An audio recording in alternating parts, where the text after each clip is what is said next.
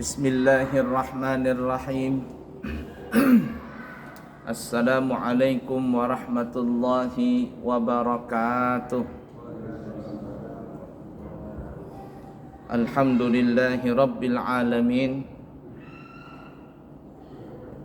Allahumma fasalli wa sallim ala sayyidina wa nabiyyina wa maulana Muhammadin Sayyidil Anbiya'i wal Mursalin wa ala alihi wa ashabihi wa azwajihi wa dhurriyyatihi wa man tabi'ahum bi ihsanin ila yaumiddin, amma ba'du.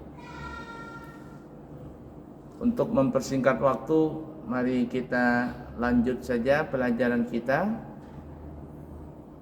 Kita sudah membahas sunnah-sunnah setelah salam ya. Baik, apa sambungannya lagi?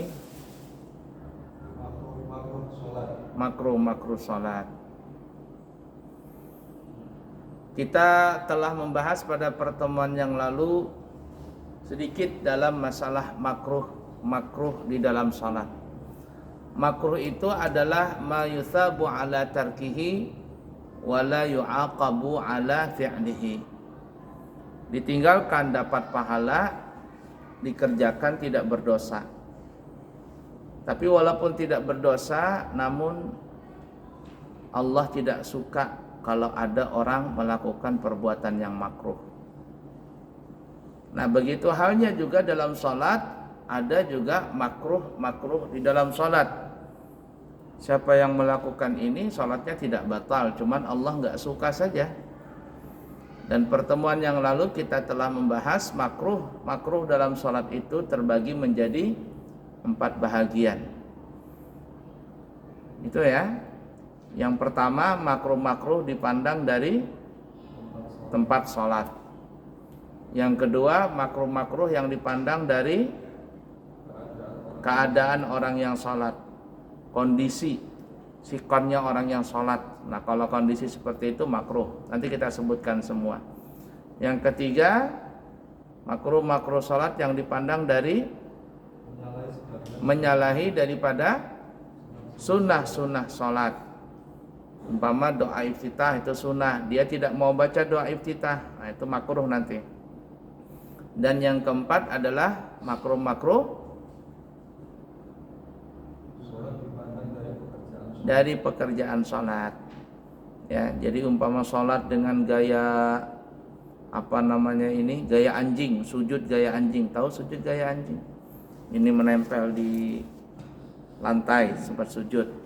Nah, nanti kita akan sebutkan semuanya itu ya. Baik, kita bahas kelompok pertama. Makruh dipandang dari tempat sholat. Ini sudah mungkin kita sebutkan sebagian ya, atau belum kemarin? Lupa saya. Belum ya? Nah, kita masuk aja lah. Kita ulangin ya. Kalaupun seandainya sudah, tidak apa-apa kita ulangin. Makruh salat yang dipandang dari tempat salat.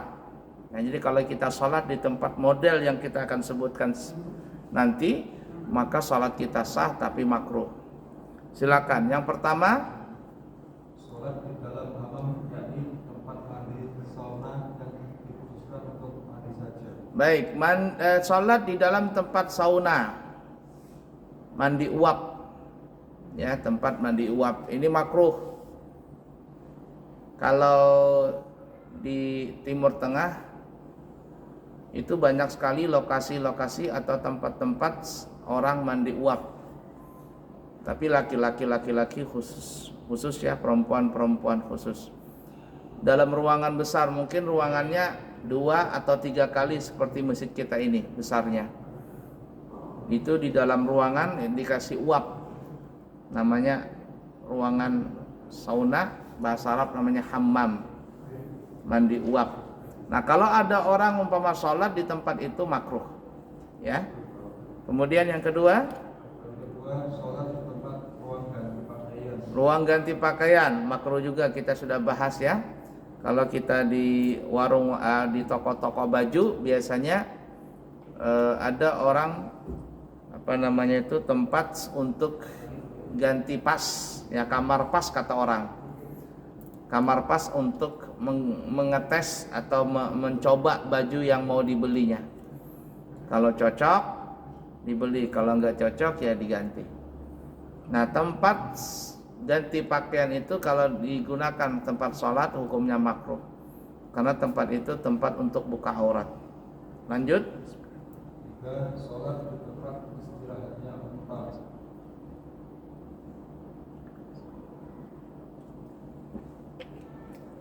Sholat di tempat istirahatnya onta. Jadi onta itu kan dilepas ya. Nanti kalau dia sudah sore baru masukkan ke kandang.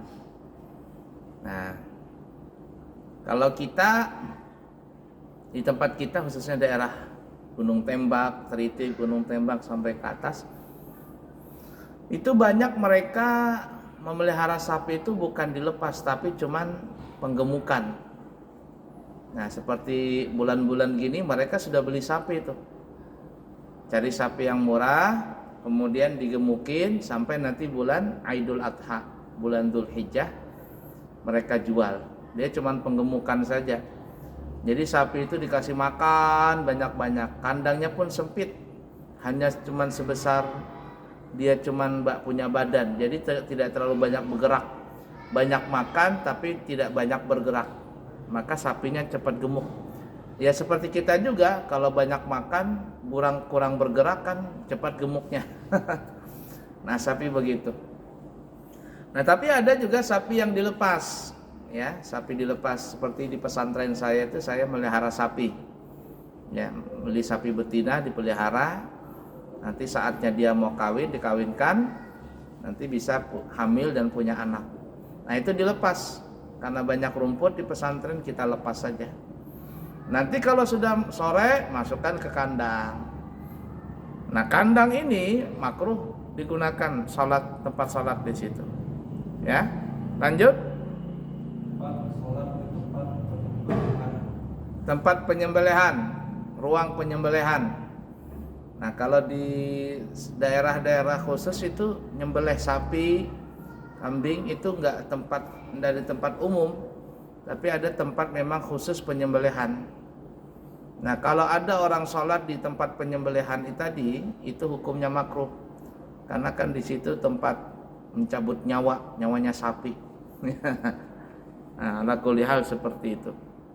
Lanjut. 5. Sholat di atas lokasi pekuburan yang kuburan itu belum pernah dibongkar. Sholat di tanah pekuburan yang kuburan itu belum pernah dibongkar. Nah, ini makruh. Kalau bukan di atas kuburan ya, di samping kuburan umpama kuburannya belum pernah dibongkar, itu hukumnya makruh di situ. Lanjut. 6. Sholat di tempat pembuangan sampah atau pupuk. Nah, tempat pembuangan sampah atau tempat pembuatan pupuk kompos itu hukumnya makruh, seperti di TPA ya, di Manggar itu.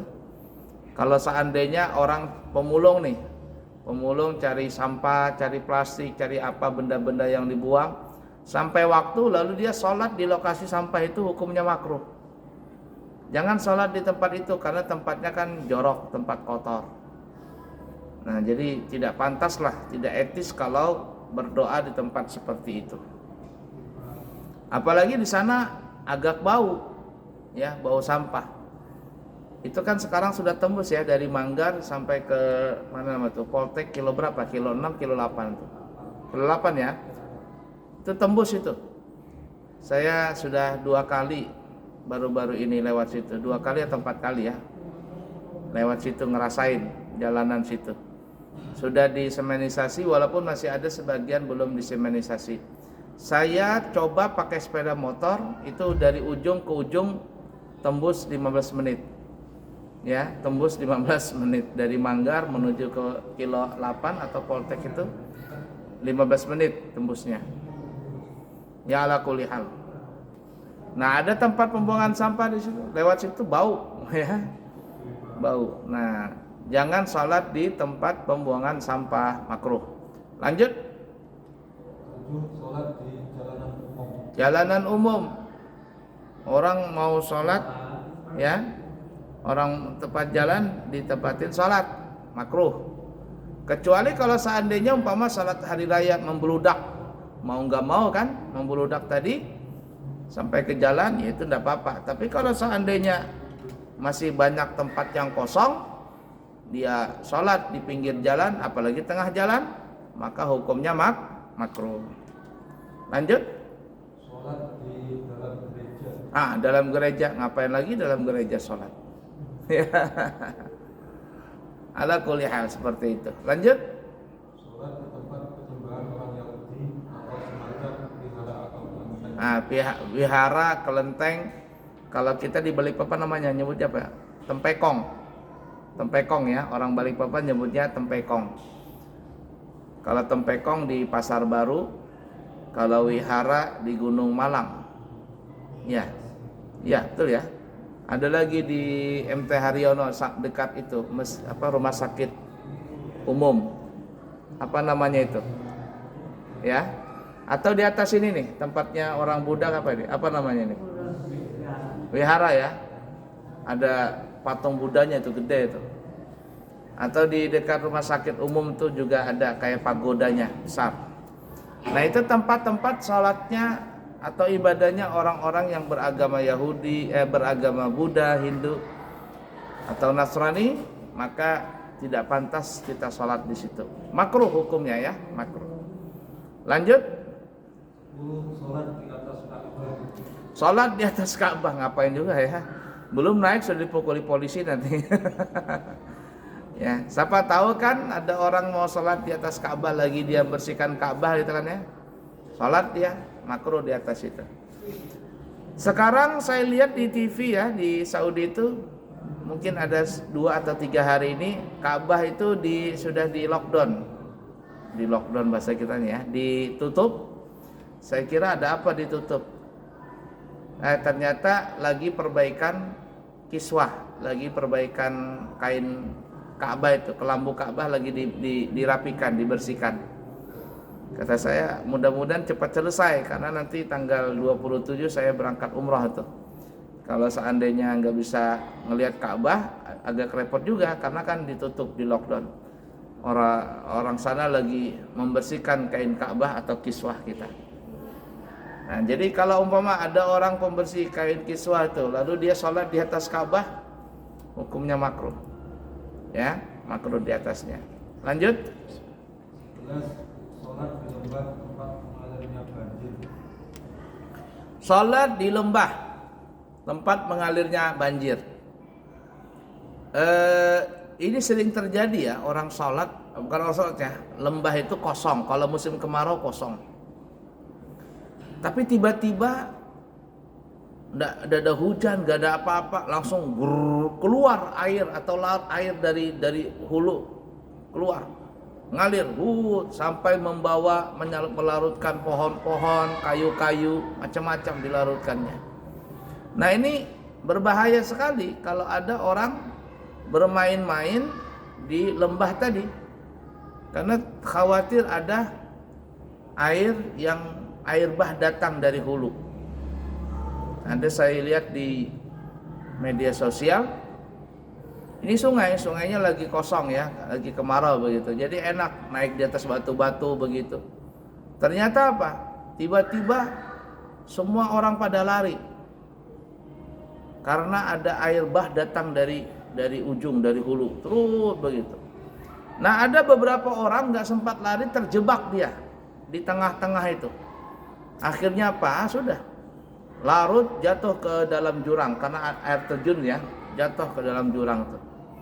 Nah, ini yang berbahaya seperti itu.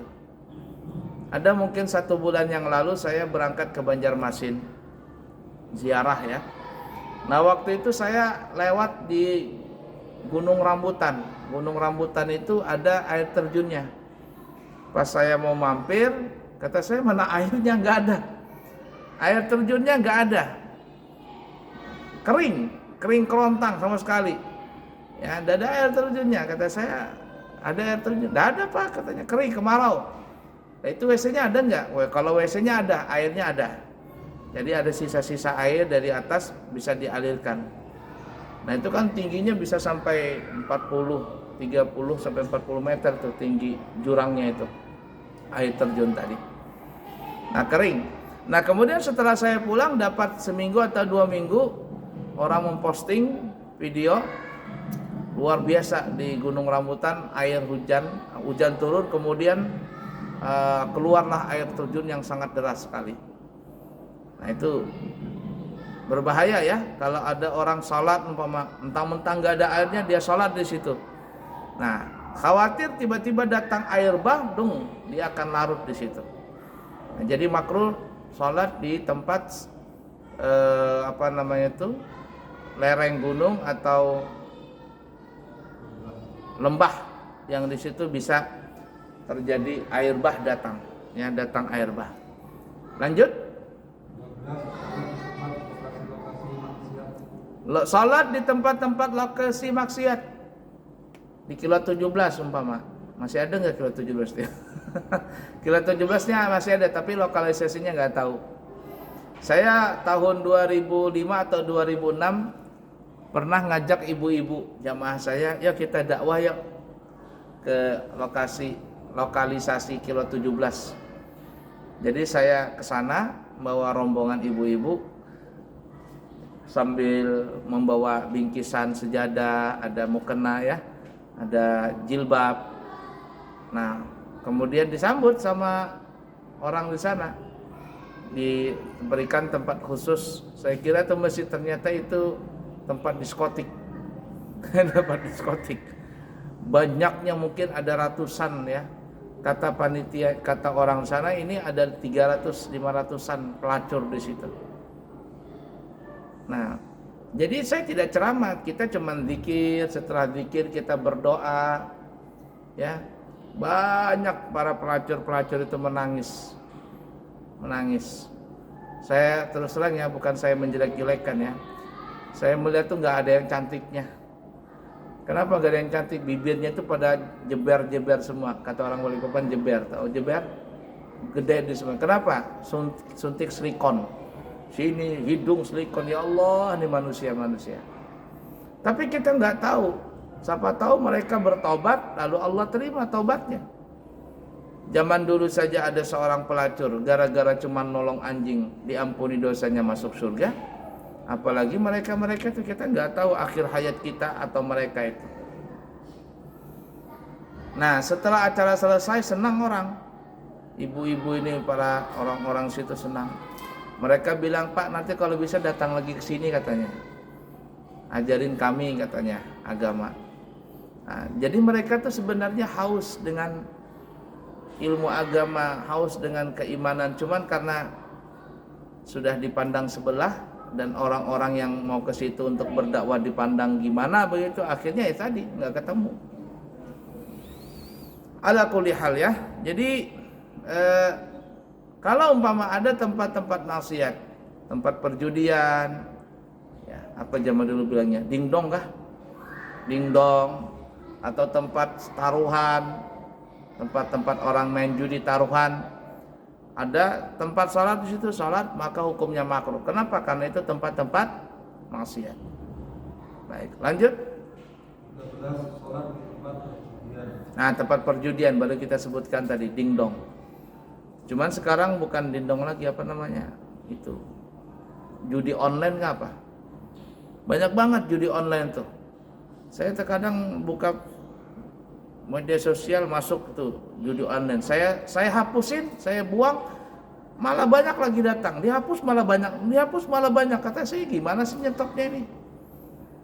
Ya, iklan-iklannya mereka tuh. Nah, apalagi baru-baru kemarin tuh berapa minggu yang lalu itu ada orang dapat 300 juta gara-gara main judi online. Nah, gara-gara itu orang terobsesi untuk bisa menang juga. Yang lainnya apa? Ikut gara-gara itu ya sudah kacau.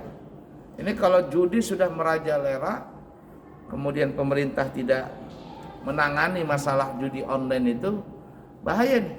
Maksiat terjadi di mana-mana nanti. Nah, jadi kalau ada umpama tempat perjudian, apa bahasa kitanya? Kasino ya. Kasino. Di situ tempat ada mau salat, hukumnya makruh karena tempat perjudian, tempat maksiat. Lanjut. 14. Salat di dalam pasar. Salat dalam pasar. Orang lagi jual beli sibuk, dia sholat di dalam pasar. Nah, lain halnya kalau di pasar itu ada musola.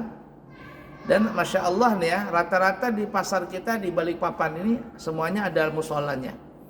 Di BP ada musolanya. Bahkan saya ngisi pengajian di pasar BP itu 2 minggu sekali malam Rabu. Di Kelandasan ada musolanya. Dia musolanya paling atas, ya. BP juga begitu. Di Pandansari ada, di Kebun Sayur ada, di Pasar Baru bukan lagi musola, masjid. Ya. Di balkon di situ, di atasnya masjid. Saya berapa kali ngisi Jumat di situ. Dan Masya Allah ya, pokoknya hampir rata-rata di pasar kita di Balikpapan ini ada musola atau masjidnya. Di mall-mall juga ada. Bahkan kalau di Jakarta ya, di Tanah Abang atau di mana tuh, itu paling atas masjid. Ada isu, benar tidaknya wallah alam, setelah kejadian tahun berapa tuh, 97 atau 98 ya, yang kerusuhan itu besar-besaran 98 ya, itu banyak mal-mal dibakar ya. Yang rugi siapa ya? Pedagang-pedagang, orang-orang Cina yang mereka kena kebakaran dan sebagainya, mereka mah santai-santai aja. Kenapa? Karena mereka pakai asuransi ya. Makanya banyak sekali itu terjadi tahun 98 untuk kerusuhan. Nah, setelah itu setelah damai, tentram dan sebagainya, baru diadakan lagi mal, diperbaiki. Nah, untuk supaya mal itu tidak kejadian 98 tidak terulang lagi, perampasan, kebakaran, dibakar dan sebagainya, maka orang-orang yang mengelola mal-mal itu membuat masjid paling atas. Artinya kenapa? Jadi kalau ada orang mau bakar mal, katanya, di atas ada masjid, jangan coba-coba bakar masjid. Nah, itu salah satu strategi orang yang bikin mal di Jakarta waktu itu, saya dengar seperti itu. Nah, sekarang banyak sekali masjid-masjid di atas sana. Cuman ya sekarang sunyi mal-mal, termasuk di Tanah Abang sunyi. Kenapa sunyi? Karena orang banyak jualan pakai online. Ya, kasihan sekali. Orang-orang jualan tuh banyak pakai online. Nah, sampai ada di TV itu ditayangkan Tanah Abang banyak kosong. Jadi penjualnya ini karena nggak ada pembelinya, ya sudah, dia lagi siaran langsung di Facebook, di Instagram atau di mana gitu, sambil menjajakan jualannya di media sosial. Nah, itu dampaknya gara-gara kemarin tuh Covid ya. Hampir mungkin 3 tahun atau hampir 3 tahun atau mungkin lebih. Nah, setelah itu orang banyak beralih jual beli pakai online. Ala kulli hal. Makanya sebagian ada manfaatnya, sebagian ada hikmahnya ya Covid tadi. Jadi orang sekarang berjualan tidak perlu punya warung, tidak perlu punya toko. Nah, bisa di rumah sambil jualan. Ibu rumah tangga umpama atau suaminya bisa jualan di rumah dengan apa? Dengan online tadi. Dan banyak seperti itu ya. Banyak seperti itu. Ala kulli hal. Baik, lanjut. 15. Sholat di hadapan manusia dan manusia itu menghadap kepada dia. Sholat di hadapan manusia. Contoh seperti saya duduk seperti ini ya. Di depan saya ini nggak ada dinding, nggak ada apa-apa. Tiba-tiba ada orang sholat begitu, menghadap ke saya langsung. Itu hukumnya makruh.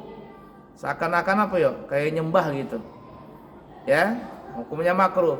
Tapi kalau tidak berhadap-hadapan, seperti bapak-bapak duduk menghadap kiblat ya, duduk seperti itu. Lalu di belakang bapak ada orang datang, dia sholat di belakang bapak-bapak. Untuk apa? Untuk menjadikan bapak sebagai dindingnya, sitrahnya kayak itu, nanti sitrah namanya, ya, atau sutrah dinding. Tapi bapak yang duduk itu dijadikan sebagai pembatasnya.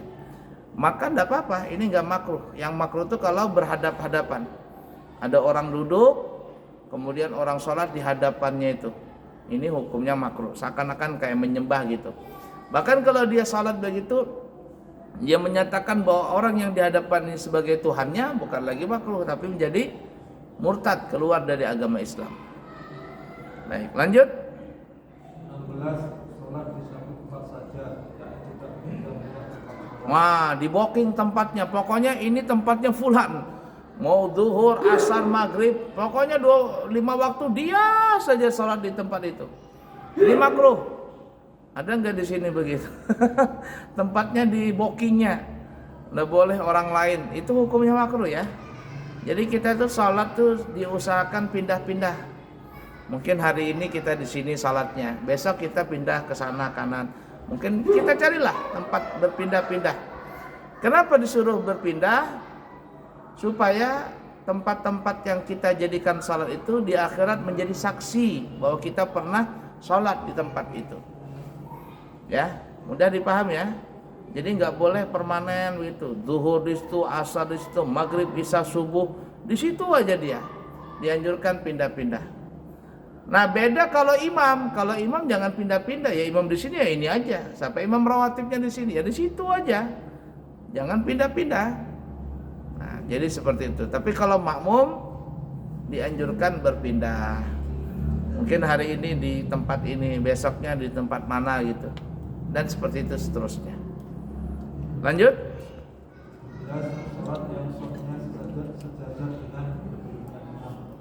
Sejajar dengan imam. Imam umpama berdiri di situ, kakinya imam dan makmum sejajar. Makmum itu yang sejajar kakinya dengan imam hukumnya makruh. Makanya jangan sejajar ya. Kalau imam satu, makmum satu, itu ujung telapak kakinya makmum berada di ujung tumitnya imam. Ini umpama imam ya. Ini imam, ini makmum. Jadi ini kalau kaki ini ya, ini kaki umpama. Nah ini tumitnya imam. Ini ujung jari kakinya makmum. Jadi begini modelnya. Jangan sama begini. Jadi sekurang-kurangnya begini. Ujung telapak kaki jarinya makmum di belakang ujung tumitnya imam. Jadi begini modelnya. Ya. Nah, gini. Jangan sejajar, makruh. Baik, lanjut.